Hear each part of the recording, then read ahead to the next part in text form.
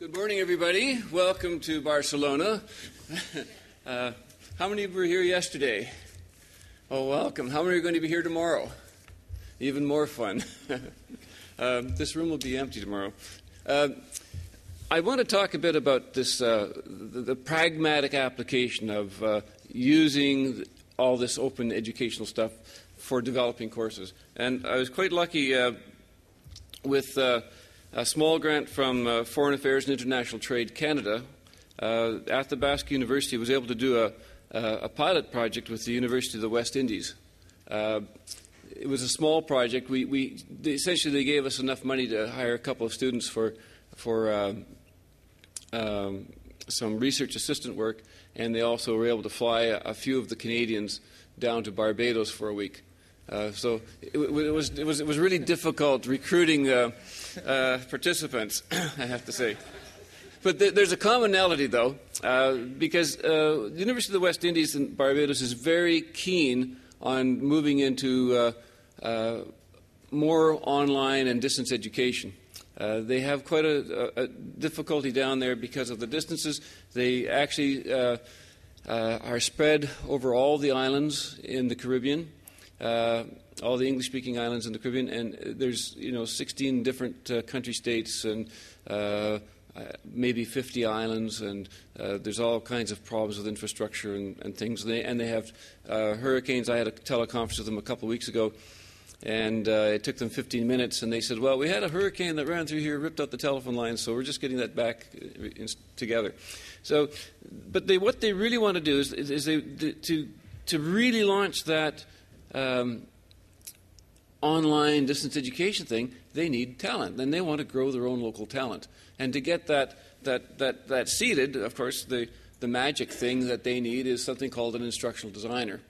And the project was to say, well, how could Athabasca University, which has a program, a master's degree program in distance education, how could they work with the University of the West Indies together to create this sort of a new master's level program to give instructional design skills?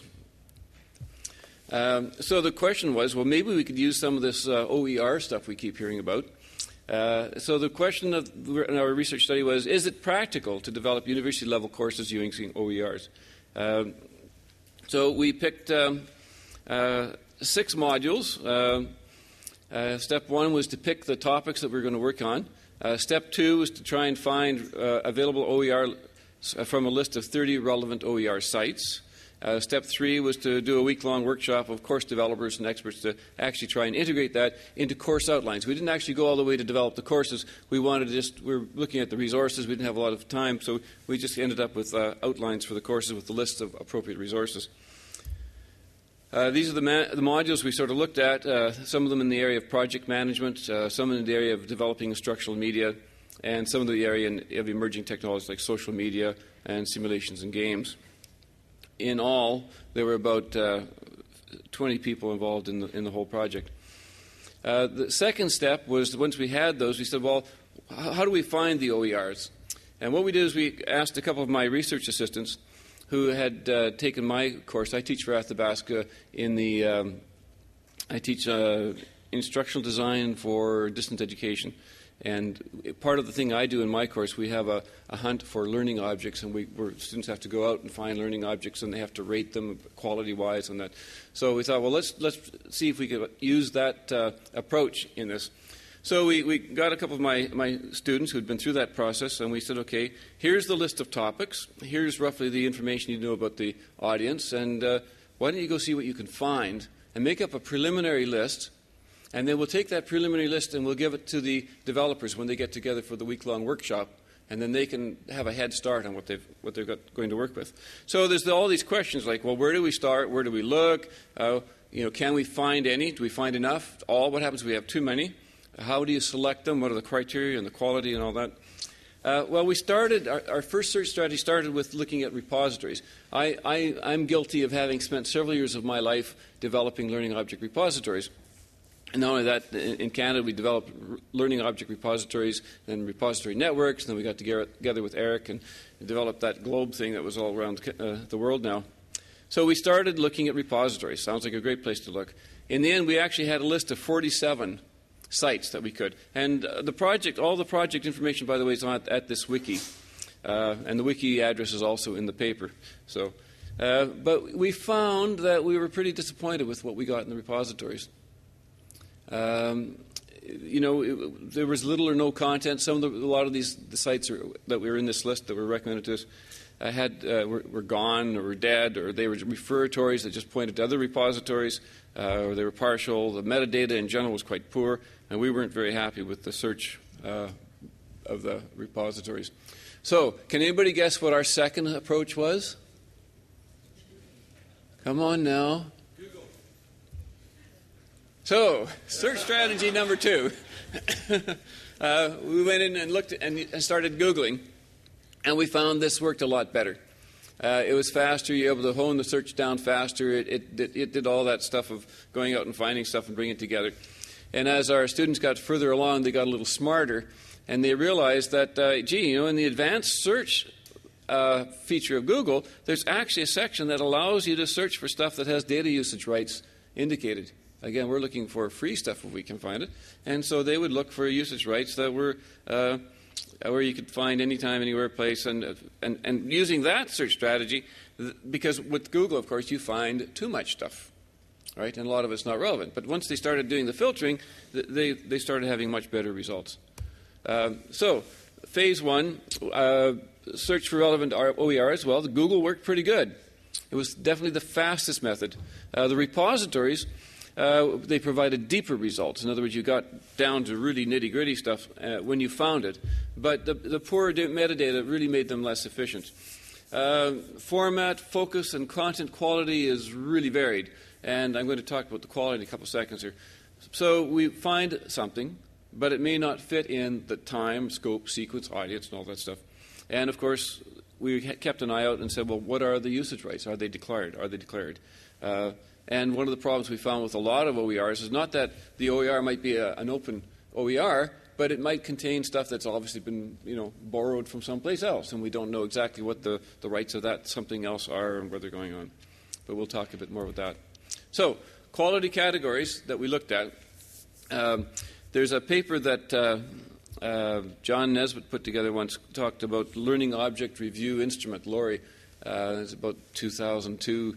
And he actually had a site set up, a referatory, where people could go online and using 9 criteria, they could rate these learning objects. And, of course, people would do it once. And it was such an involved process that we didn't want to go there. But we just picked a few of them. We looked at the quality, the presentation design, level of openness, resource size, findability. And, of course, there's some other categories that can be considered, was it interactive and interesting. And, of course, copyright.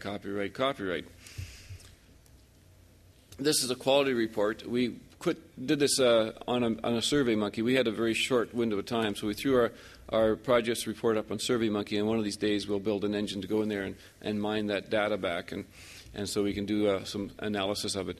But essentially, we just threw it up, and so as the research assistants were finding things, they could quickly log it. That was the main idea, and they could say, well, they would indicate which unit that was for, and then they could give a short description, and they would say whether it was a complete object, whether it was something that might be a good introductory thing, or was it a presentation, was it an exercise, assessment, or, let's not go with this at all, right? And if it wasn't recommended, they would put down a reason. And again, that's hopefully for further research in the future when we have time to go back and go through the stuff. So the quality was all over the place, and in doing a search for quality stuff, at the end of it, one of the students said, we should have asked one of those librarian people. I bet they would have known where to find stuff. And we said, that's a pretty good idea. Instructional designers are a different world apart from librarians. But when you're out looking for things, you should find for somebody who's used to putting them away. So the other thing is use a multi-stage filtering system. Go pretty broad, and you start finding things, and you start getting a better idea of what you're looking for, and you can start adding more criteria as you go along. And it's better to add more criteria as you go along, start throwing stuff away, than rejecting things out of hand, and then come back and say, well, maybe that wasn't so bad after all. One of the things we didn't really do, because we were using the generic quality criteria, is we didn't have an opportunity for our research assistants to sit down and talk with the group of instructional designers that were going to come together in Barbados about, what did they think quality was? What were they looking for? What were their preconceived ideas of what should be happening? And quality. Did I mention copyright yet? At any rate. And also better descriptions of the target audience. It was much more interesting when we got down to Barbados and started working with the Barbadian team to find that, they knew their subject audience, their target audience, a lot better than we did. And so it was much more relevant for them to say, this is good, but, the reading level's off, and all that stuff is really useful to have at the beginning of the project. So results, I think I showed this already, didn't I? Yeah. Google, repositories, quality, and copyright. I don't know why people don't use it, but gosh, Creative Commons sure makes things easy. And the rate, this is purloined from one of Lawrence Lessig's slides, but the rate of adoption of Creative Commons is astounding, and it is truly the light. And I think we should really, keep encouraging people to go back and put remember to do it. It's so easy to do, but we don't do it. But you know what? It sure makes life easy. Let me give you an example of what the final product of the course outline did. Now, once upon a time, I worked in the development of interactive video discs. If anybody in this room is old enough to remember what those are, the problem with an interactive video disc was before you could send it out and distribute it, you had to make sure it was 100% perfect, and it took a lot of time. And so to do that, we would often work with a number of subject matter experts. And one of our administrators working on the project with us, he came up, his name was Dave Martin, and he was a little Welsh guy, and he came up with a Martin's Law of Instructional Expertise. And he said, you can create a quality instructional project with 1 subject matter expert, 3 subject matter experts, 5 subject matter experts, or 7 subject matter experts, but you cannot create it with 2, 4, or 6. And so very carefully we applied that rule when we got to Barbados, and we made sure that our teams had odd numbers of people on them, because otherwise, even with 3 people or 4 people or 5 people, or with an odd number of people, the number of possible discussions increases exponentially, and eventually somebody's got to break the tie and say, okay, let's get down to it, let's get this stuff done. Let me pop out of this for a second and show you what one of these actually looks like. So here's a course plan. We were this is going to have a problem. Okay. We've excused the formatting because the screen's a bit off. Essentially, they are course outlines. We were very lucky we got down there because the first hour of discussion was, what should a course outline look like?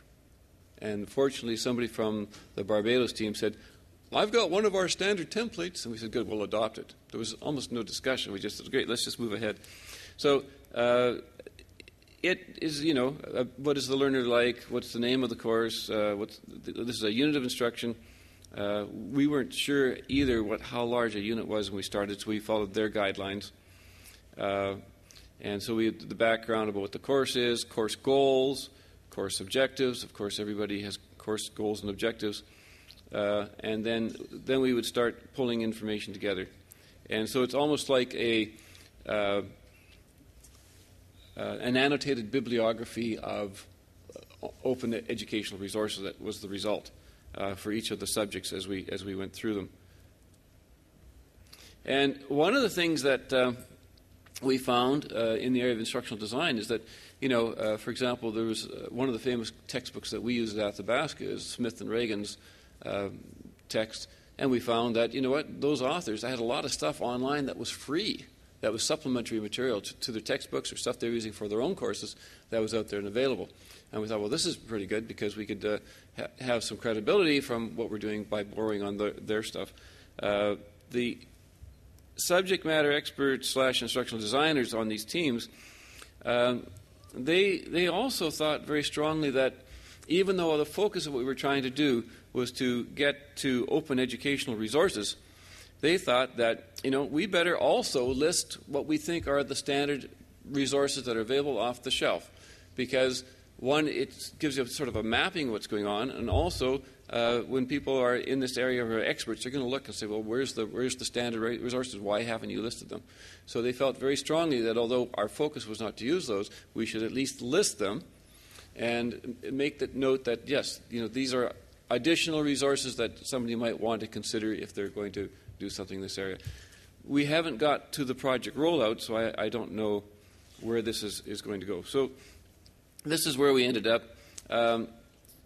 I was a bit disappointed personally, and George Siemens was with us too, and George was pretty disappointed because I was looking for engaging activities, interactive type stuff, because my background's in interactive design, and we found mostly files and PDFs and bad pictures and a little bit of video clip here and there. And I would have thought in the area of instructional design we would find much more engaging interactive lessons and stuff on how to do stuff. It just wasn't there. And then we got into a long discussion as well as to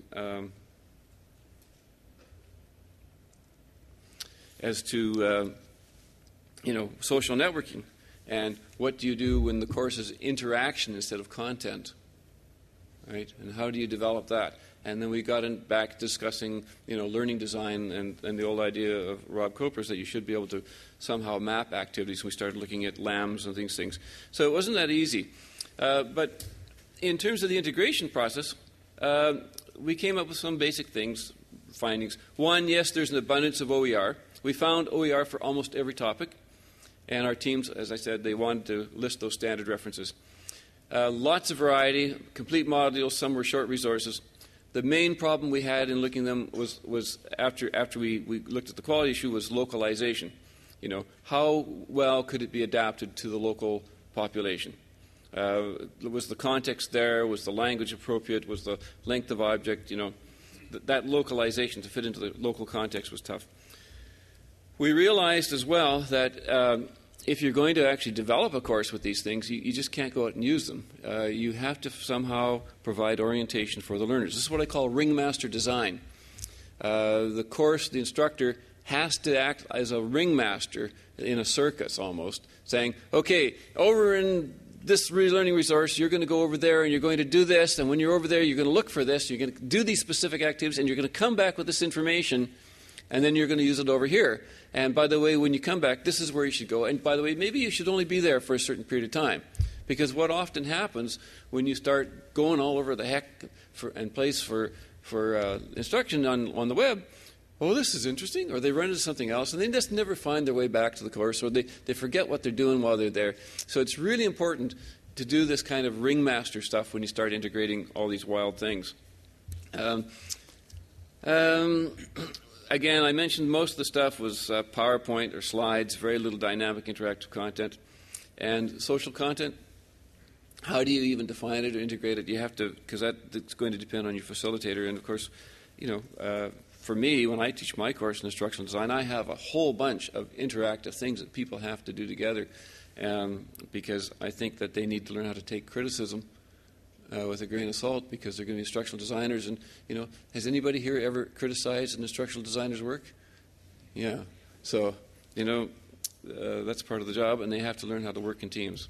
So I've ended up with what I call the clothing analogy for OERs and course development. I mean, you can do course development tailor-made. You can go get a tailor, a team, and you can put it all together. It takes time, but it can be expensive. And, of course, anybody who's been involved in a big project knows all about the emperor's new clothes, where you spend all your resources on a consultant. At the end of the project, the consultant is well paid, and you don't really have stuff that works or fits or is maintainable.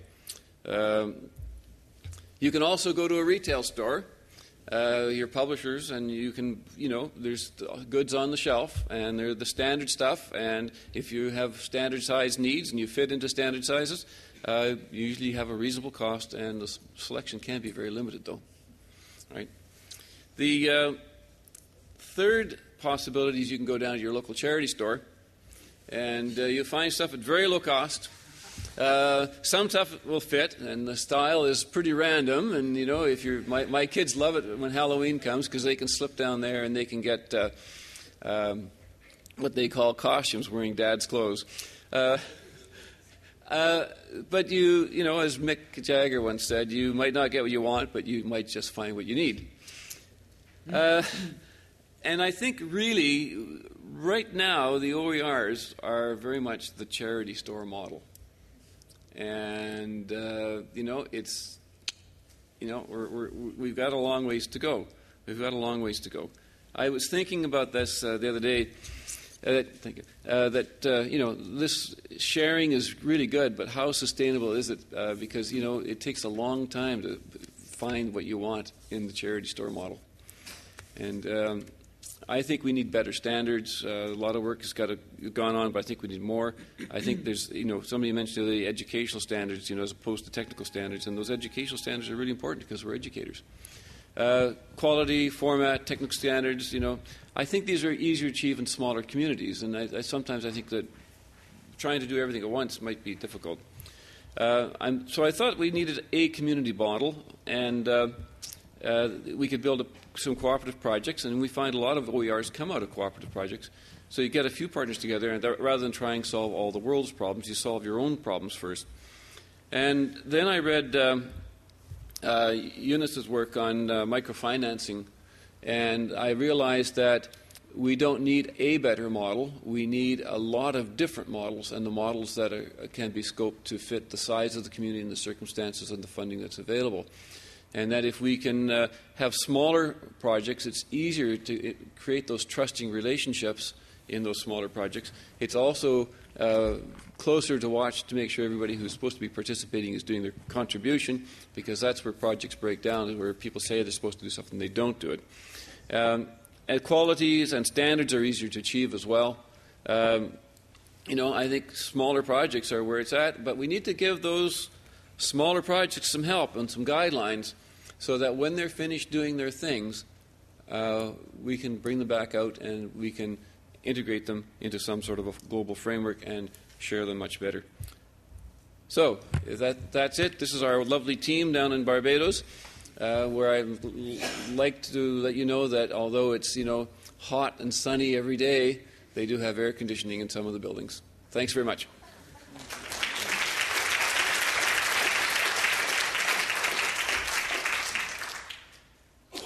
Are there any questions? Yes. Now there's everybody's chance to get back at me. Yes. I wonder if the templates for your instructional design are available on the net? I'm sorry, I didn't quite catch the... Yeah, the templates for the course design that you were using in your workshop in Barbados, are those available on the net? There is, and everybody at the workshop and at both universities have agreed that when this stuff is finished, it would be open educational resources. Everything on the wiki is there except those final templates. And we're trying to get to the next phase in the project where we can decide whether we're going to put those up. I'm saying let's put them up now, but you know, other people in the project are saying, well, you know, we're just not quite ready, and you know, and so we're having that kind of a cathartic discussion at this time. But the project wiki, everything else is there. I think Nadim had a question. Thanks, Griff. I'm going to try not to heckle you too much, but I have a serious point. So the thing that struck me, so my day job is managing huge amounts of metadata and trying to, you know, aggregate all sorts of stuff. And one of the biggest problems we see is, I think you're right, you know, Google is going to build a better search engine than, you know, all of the individual repositories out there. But one of the biggest problems is the fact that people don't inherently recognize that they need to make these things discoverable. So if you're depositing your OERs in a repository that isn't indexable by Google, that doesn't provide structured metadata, you're effectively putting it somewhere to die. And that's certainly the conclusion I think I've come to. Yeah, I think there's two things, though. Just a comment, then, and a response. The comment is, I've spent a lot of my life trying to work out metadata schemas and build repositories, make this stuff.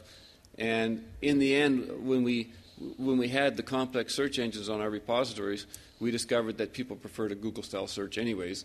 And secondly, when we looked at discoverability of the items, we thought, well, you know, why don't we just take our metadata and expose it to Google? And then there's a chance that'll be a thing. But the problem with Google, always the problem with Google, is it's not a fair search. And so you're going to find popular stuff. And that's what I meant when I said the repositories give you a deeper search. The problem is there's a lot of people who set up repositories and let them die, and they're still out there connected up and doing stuff, and we need to do some pruning in the community. We have time for one last question. Yes. I think Kamukil's next. Oh, it's not really a question, but I really like your analogy of a clothing model. But I'm wondering, maybe you should add alteration of clothing. You know, you got from charity store, you can alter to make it fit.